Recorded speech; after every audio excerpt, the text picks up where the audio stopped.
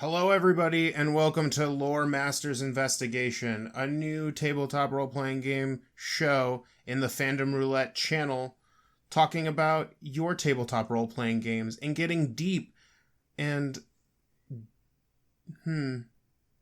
I was going to say things, but they just ended up not coming to my brain. But we're going to get deep with some tabletop role-playing game questions or just general concepts that show up in the realm of tabletop role-playing games. I am Cody. We're gonna get deep into that paint. Oh, this is Joe. we're gonna get deep into that paint. Yeah, there was definitely nothing sexual going to sit there at the beginning whatsoever. I don't even know what that is. I don't either. Hey, how have you been, Cody? I have been well. How have you been? Yep. Yeah, those are words. Yeah, I started reading Dune. Oh, hell yeah. In anticipation of the movie that is slated to come out this year, but maybe not. Oh yeah, have they made any updates on that since the whole situation? I mean, it was always slated for like a December release, so who knows? But have you seen the images that have come out of it? No, I have not. It looks fucking cool, dude. I'm excited. I'll have to look them up in between recording to look at them. I mean, that was kind of the thing that like got me into it, interested in it. I saw these images and I was like, whoa, what is this? And like I had been meaning to read it for like ever. But like chapter 1 has so many like weirdo fantasy words. Sure. It's like, oh boy. And they don't tell you like anything. They're just right, like, they just drop you into that fucking shit. Yeah. They're like, oh, is this the like the Heinig Zudikar or whatever that is? I just made so many people mad. They're like, yeah, that's the thing. I know like 3 things about Dune, Cody. I know that the spice must flow. I know that there are big old worms, and I know what the Gom Jabbar is. Okay. So, and outside of that, very little. Fun fact, I know nothing about Dune. However, I do know that they made a board game, a company made a board game a long time ago, and it actually looks pretty fucking cool. You basically play like different factions within the game, and you've got everyone's got like their own different win conditions, and like it's pretty neat. It kind of reminds me of the Fantasy Flight Arkham games, where it's like it's a little more involved, but kind of like an RPG in a box. Sorta, yeah, and resource management. So like think Catan, and because like you're managing the spice, and like you have to like move around Dune, but like certain people can move through the Dune faster for reasons I have no idea, and some people like literally control the spice, and it's interesting. Well, the spice must flow, Cody. Yeah, the spice must flow for sure. So, what are we talking about today?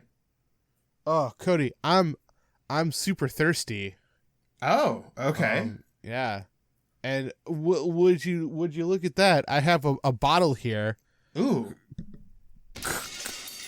that's me opening the bottle. That was that Foley work. Okay, so you cracked open a cold one? I'm looking at the label, Cody. It says here that this is a homebrew. Ah, yes. That homebrew bottle soda from the can. Yep. That was hey, bottles make a fizz when you open them. But do they make that crack noise? I was like a... Oh, okay. Yeah. All right. You win this time, Inspector Gadget. Ooh, that's another show, Cody. But yeah, we're talking a little bit about homebrewing in and tabletop role playing games. Specifically, I would say Dungeons and Dragons 5th edition, just because that's the one that we have the most knowledge about. Right, but I think the same principles. Well, our experience will be within Dungeons and Dragons, and we'll talk a lot in that format. But I think it kind of transcends game, and it could really be homebrew stuff for any tabletop role playing game. But that's just a prefix. Is this will be I mean, I'll also say though, it just seems like, and I'm granted I haven't done much investigation outside of Dungeons and Dragons, but it seems like that is the one that has the most amount of like crowdsourced home brewing stuff. You're not wrong, if that makes sense. But yeah, Cody, do you want to explain to us what home brewing is? Yeah, so the concept of homebrew, for those of you who are unfamiliar, is is basically custom created content that, in theory, has not been sanctioned or made by the original developers of said game. So a lot of that, what that means is like, if I'm playing Dungeons and Dragons 5th edition and I create my own class based off of bone sorcerers or whatever, like that's a homebrew class. In my personal opinion, homebrew is an effective way and possibly even a lifeblood for tabletop role-playing games to stay alive and well. Some are good. And examples being Matt Mercer's Gunslinger class. If you're familiar with that, you know what I'm talking about. There's a book out there that is totally homebrew stuff, but like someone published it called Kingdoms and Warfare. It is just like, it is a whole book on like how to create basically a castle for your party and like how you use said castle for your party. Cause that's kind of, at least from the author's experience, that's how games usually go. 1 to 5, you're doing stuff. And then like between 5 and 10, you kind of, you clear out an old castle or someone gives you a plot of land. And the first thing anyone ever asks in their games is like, how do I build something? Like, how do I build a fort or a home base? And like the whole book is based on that concept and like simplified warfare for 5e because it's very crunchy. And then some homebrew are awful. I'm looking at you, D&D Wiki. I'm looking at all of that shit. I've seen some atrocious, absolutely god-awful homebrew that's come out of that website. Do not go to D&D Wiki and expect legitimately balanced stuff. I'm going right now. Yeah, no, it's bad. Oh my god. But we see this kind of stuff in a lot of other mediums too. Like the video game community is filled with games with like a mod community, which is basically the same thing. It's homebrew, but in a video game sense. You see a lot of different people like taking things that they enjoy and crafting something, over it or enhancing that. Like, that's pretty much how artists like learn to be artists, is like you just learn how to draw things. And then you like kind of, if you have like a particular style, you usually try to mimic someone else's style first and then tweak it so that it fits your own narrative. And like, boom, you have your like, your idea. There's so many different places that like this concept of like taking something and then like adding your own mix onto it, like it's pretty much everywhere. And I love homebrew stuff. Sometimes I hate it. I'm looking at you, D&D Wiki, and the first or second attempt of the Mystic class in 5e. I'm looking at you, but a lot of it's really good, and it's basically my game looks nothing like a standard game of D&D anymore because of the homebrew stuff that I have put in to make my games run smoother, run better, run in a way that makes sense to like that heroic fantasy that I crave in Dungeons and Dragons. Mm-hmm. So, yeah. But the one thing I do have to mention about Homebrew, like, now that I've got you hyped on it, like, right? Like, yeah, Homebrew. Best advice or a piece of information I can give you is that Homebrew is just a constant balancing act. For sure. It is a tightrope walk where some days it's just gravy, and then other days it's just absolutely awful. Like, like I mentioned it a little earlier. Dungeons and Dragons came out with several unearthed arcana with a mystic class, that barters back to, it's basically like a Jedi or some kind of mind psionic warrior who's using their mind instead of magic to do the impossible. And a story that goes into this, one of my players found this and was like, oh, this seems really cool, and this was kind of the idea I wanted for my character. So I'm like, all right, we'll narratively figure out how you transition from the warlock to this. But we'll play with it, and we'll balance it as it goes. And let me tell you, trying to balance encounters and the experience for everyone else around his broken as fuck class was some of the biggest struggles of my life at that time, when it came to like working on like building out my stories and building out my sessions. Is that basically in every encounter I needed to include 6 to 7 additional low-level mobs just to balance things out so that you guys didn't just steamroll an entire encounter. Yeah. Because of a move that they had where like up to 7 individuals need to make like pretty high saves to avoid being confused and basically just like absolutely get destroyed. So, like I said, it's a balancing act. Some homebrew can be a nightmare, but some of it can be really good. That same person who played the Mystic class created a kind of dragon 5e class for one of our party members, and that class in our new game has been super good. Like, it's not been overpowered. It feels like it's right in line with the barbarian, but with some tweaks. The dragon class is very like frontline fighter. They got a lot of health. They can get a lot of armor through various means in their class kit, much like the barbarian. But basically removes the rage and a lot of like the staple like barbarian traits, and like, fits in like, oh, well, your class can breathe fire. And so he added a dragon dice mechanic where basically it was a pool of dice similar to the Battlemaster, and you use those every day to breathe fire. And it's a really cool class. It feels really balanced. I haven't had to basically build encounters around this player, which I feel like is my good, like that's my boiling point. That's how I know a class is like all right for my game, is that I don't have to be like, all right, how the fuck do I nerf the shit out of this goddamn dragon? Sure. I'm also playing a homebrew class right now. Oh yeah, you are playing. Yeah, you're playing the Artificer from DM Binder. Yeah, and from what I've seen and what I've looked at that class, that's also a really well crafted Artificer class. It's got a lot of unique things, but doesn't feel like overtly like OP in any regard. Yeah. Basically, most of the stuff I've seen from DM Binder has been pretty good.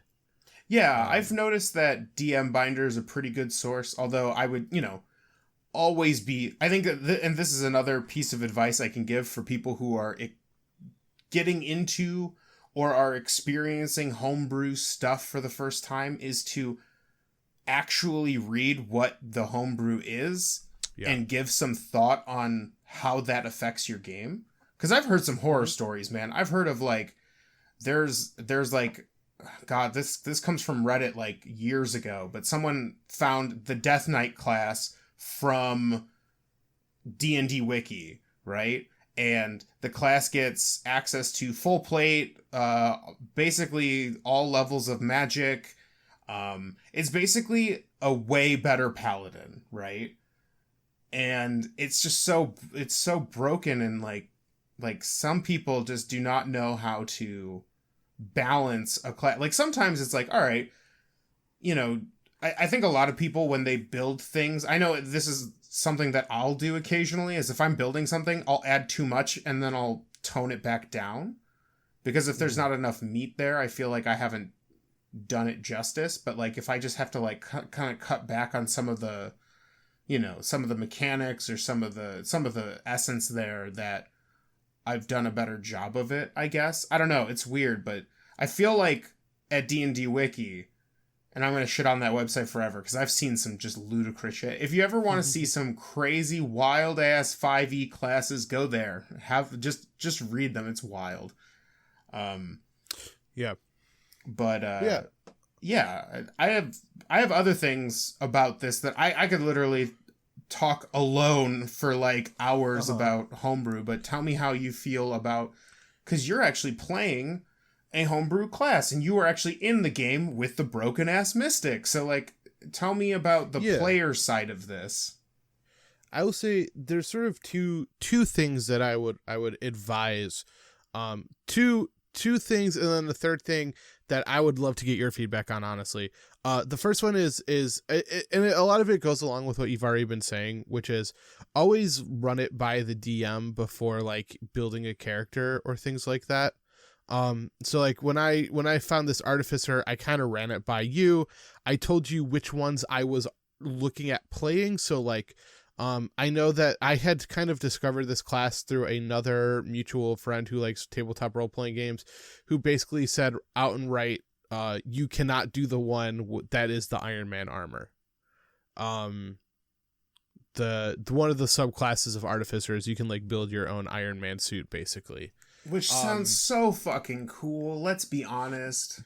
Oh, for sure. But it also sounds like it's pretty broken. Oh, absolutely. When I read it over, I was like, holy shit, please don't pick that one. Yeah, I feel like it was pretty straight up. Like, I'm not even looking at that one. There were like two of them. And I think like, so yeah, obviously run it by the DM because like they'll be able to give you an idea of like their concerns right off the bat. Like, hey, I don't necessarily like this aspect of it because it seems like it could be overpowered. And I think part of it maybe part of this goes along the lines of like, your philosophy, your DM's philosophy, which is like, in our case, like we're a very collaborative group and we don't necessarily have an us versus them mentality. And so, especially with something like the Mystic, right, where it's like you wanted to build interesting encounters that didn't feel too easy. And it's kind of like a two-way street. So like we were kind of helping you achieve that goal as well.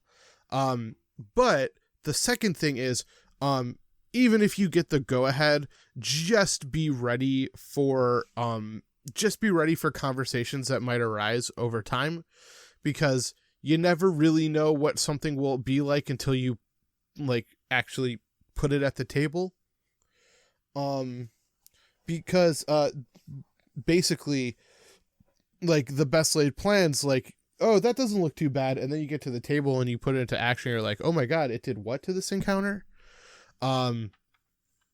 So yeah, but the sort of third thing, and this is the thing that I think I'd like to get your feedback on, is I highly recommend that if you're a newbie player, maybe try sticking to the base classes to start, before you start venturing into the world of Homebrew. And I will kind of explain my justification, and I'll look for your feedback. Basically, like those classes are relatively well balanced, and so it gives you a baseline of like what a class should feel like. So when you're looking at Homebrew stuff, that's when you can start maybe like looking into like, oh, okay, like this feels like it could potentially break a game, or this potentially could break an encounter.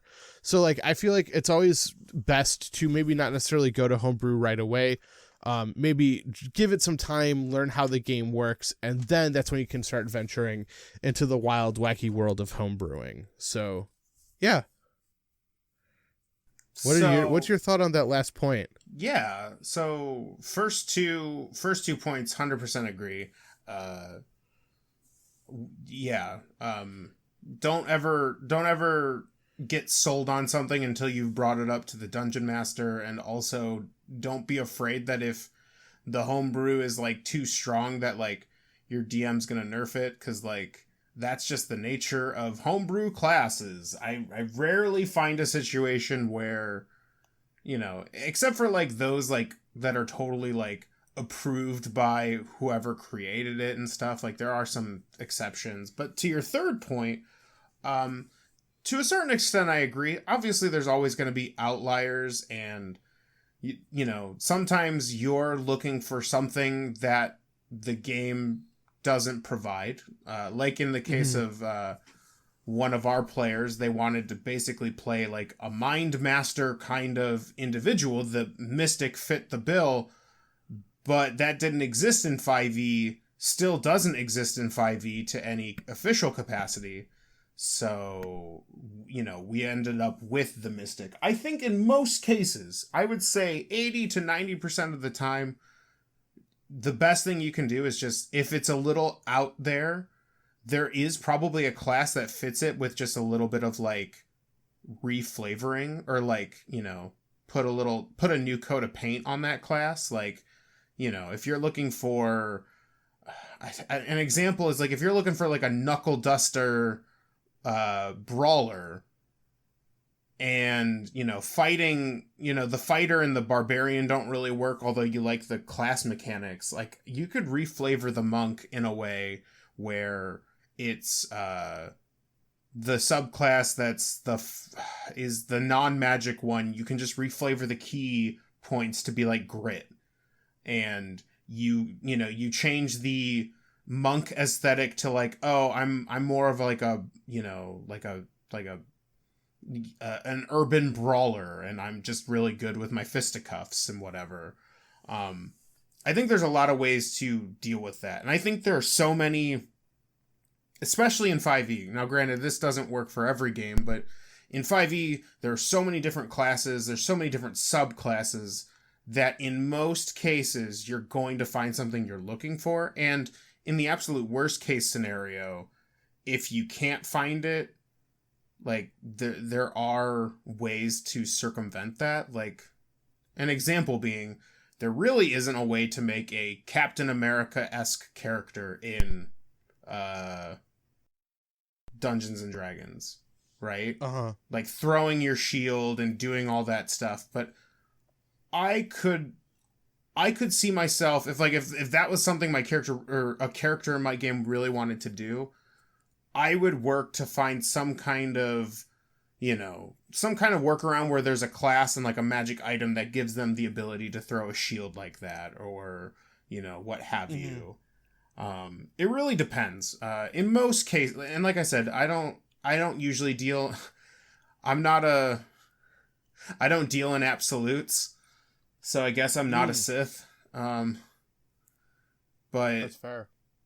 In most cases with like tabletop role-playing games, and very much with D&D, like I think in most cases you can find a base class that works, and to understand the rules and how they affect your character, it's probably good for your first time to play a base class.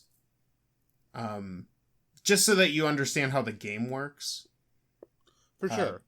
But I don't know. Again, it's one of those things where like, I say, yes, that is exactly how things should be, but in my experience, our first game, one of our characters didn't do that. And sure, the Mystic class was broken, and if they would have picked a different class, it would have been fine. But we ended up having fun anyways, and really that's kind of the point. So I guess if you are getting bogged down with like homebrew shenanigans, or like, shit just isn't working, like just talk with your player. That's what I did. Although said character was said character was a warlock for like 2 years, so no, they were a warlock until you guys basically almost kicked him out of the party for murdering a bunch of people, and then like very quickly after that was like, all right, I'm going to look for another thing, and then became the Mystic. I mean, granted, we were playing Mystic at higher levels. Like, I think by that point you guys were levels like 4 and 5, which is where the Mystic class starts to fall apart. Because at least in that rendition of Mystic, there were so many things you could choose from that if you picked just the right abilities, you were just like, you could do whatever you wanted with none of the drawbacks of being a class that gets so many options. Because in most cases, it's like, oh, if you're a wizard, you have access to a shit ton of spells, but like you're also like really squishy, and you know, there's a lot of other things that you can't do that other classes can. And so Mystic was this weird, like, I could be good at everything given the right opportunity.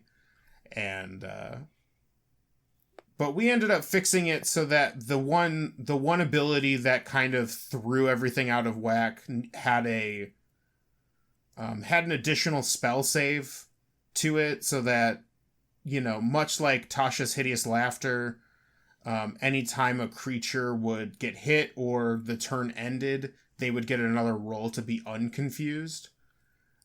Because the way it was worded in the Unearthed Arcana was like, yeah, you're just confused for the duration of the spell, and only one instance can you make that save. And I was like, that feels really banana sandwiches.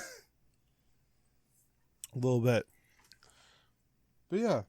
Yeah, I love Homebrew, though. I know we talked a big deal about, like, the dangers of Homebrew, but it's just something to look out for. I think as long as you have a open and honest discussion and just be like, hey, you know, we may tweak this because if it's too broken, like, I don't want to, like, ruin your fun, but I also don't want to, like, sit here and basically cater to you very specifically, right? Like, you're playing a group game and your class is broken, or your spell is broken, or what, you know, what have you. Mm-hmm. So Homebrew's great. I love it. It just, you know, it also kind of requires the DM to be aware of what's going on and be able to have that conversation with a player, or, you know, however that is. I know that's not always an easy conversation, especially if, like, that person's really attached to it, but, like, that is the only way I would ever deal with Homebrew. Like, if I couldn't talk to an individual and I was going to have to, like, play a game with them, I'd be like, no, we're not doing Homebrew. Just stick to the book. Yeah, I agree with that 100%. Yeah. Yeah, and I mean, and the thing too is, I would say this as well. I kind of have two Homebrew categories in my mind, which is, like, save this for a one-shot. Which is sometimes, like, you know, there just exists out there. Like, I found a fun Homebrew for a race called Muppet-born that, like, I would not be able to sustain for a whole campaign, right? Like, it just seems like it's a funny little thing that you can pull out for a one-shot and just have fun with as a one-shot, and then, like, you know, kind of put that character to rest. Whereas there are other, you know, things sometimes that are, you know, a little bit more sustainable, and it's like, oh, I could see this lasting for, you know, an entire campaign. So I think that's another sort of critical eye to bring to it too, is like, how would this break a game where I'm playing it longer than, like, you know, 1 or 2 at most sessions. So yeah, I think one-shots are a great area to try those things out, especially if you're, like, looking for, like, good feedback about balance and stuff like that, especially if you're considering making Homebrew, right? Like, that's another thing. I feel like as a dungeon master, you very, very quickly go from just, like, learning the ropes to creating the rules and, like, the things that you want to do. And, like, a lot of that turns into Homebrew. Like, DMs do it a lot. My game is definitely not the same as it was. So, like, you know. Yeah. That's also something to consider about Homebrew. It goes both ways. Yeah. Any other thoughts, Cody? Any wrap-up thoughts, or? Homebrew's fun. Just keep an eye out on it. Yep. I agree with that. Hey, Cody, if people listen to the show and they liked it and they want to learn more, how could they learn more? Well, there's a bunch of different ways to do it, but our main source of fandom roulette and just general nerdy content, you can go to our website at www.fandomroulette.com, where all of our episodes of all of our new shows, LoreMasters Investigation, The One Shot, Gamers Affair, Nerdy Affair, Worldsmithing, all that stuff, you can find it on our website. And if you scroll down towards the middle, there's a little area where, there's our bios. And then underneath that is a little area where you can fill out your comments, your questions that you'd like us to, tackle on the show. You can do that all on our website. And if you want to chat with us on the social media spectrum, you can find us on Twitter at fandomr_podcast. That's our handle. That's where we post all of our announcements.